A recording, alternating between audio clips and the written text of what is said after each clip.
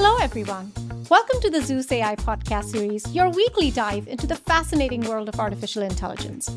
I'm your host, Priya, CIO of Zeus Fire and Security, and I'm absolutely thrilled to have you join me. Today, we are putting a face to one of the most fascinating technologies of our time, facial recognition.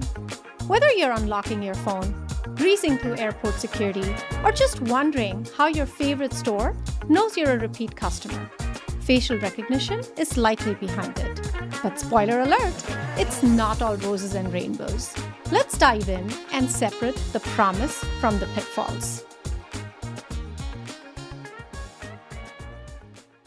So what's the deal with facial recognition? Imagine this.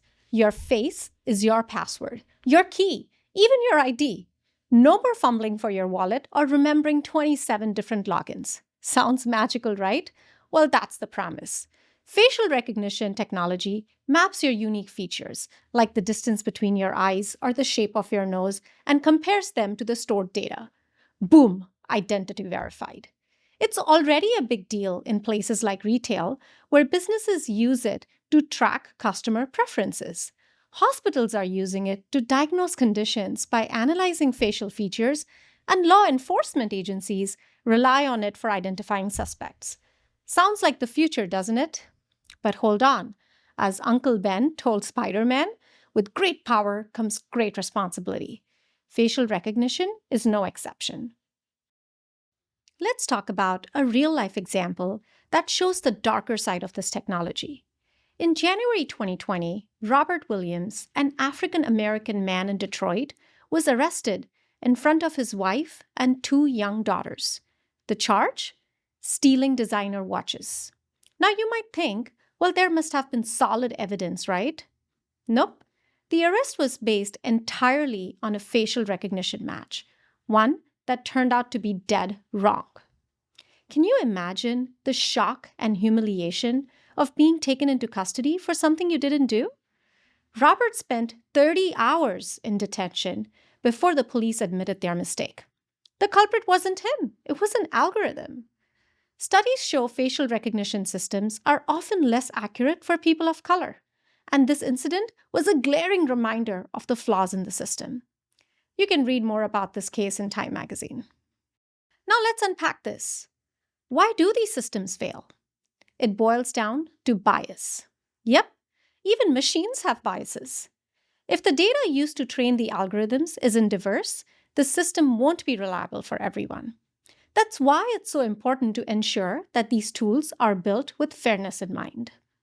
Facial recognition should assist humans, not replace sound judgment. Think of it as your super smart sidekick, not the final authority. For example, if a match is flagged, it's just the beginning of the investigation, not the end. The goal is to use AI to enhance decision-making, not to create new risks. But let's not throw the baby out with the bathwater. When done right, facial recognition is a game changer.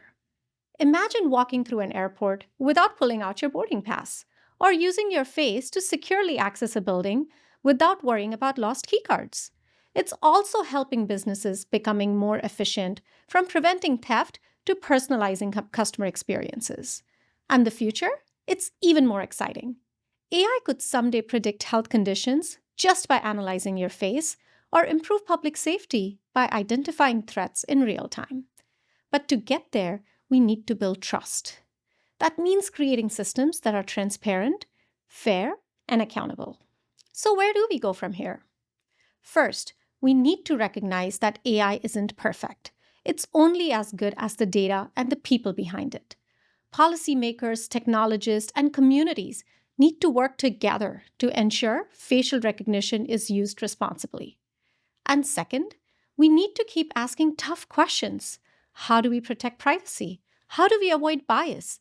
And most importantly, how do we ensure this technology serves everyone? That's all for today's episode of the ZeusAI Podcast. We've covered a lot, from how facial recognition works to what happens when it doesn't, and how we can do better. What are your thoughts? Is facial recognition the future we've been waiting for? Or is it raising too many red flags? Let us know. Comment on our LinkedIn or YouTube sites, or visit us on our website. Remember, AI isn't here to replace us. It's here to amplify what we can achieve together. Until next time, stay curious, stay innovative, and don't forget to dream big.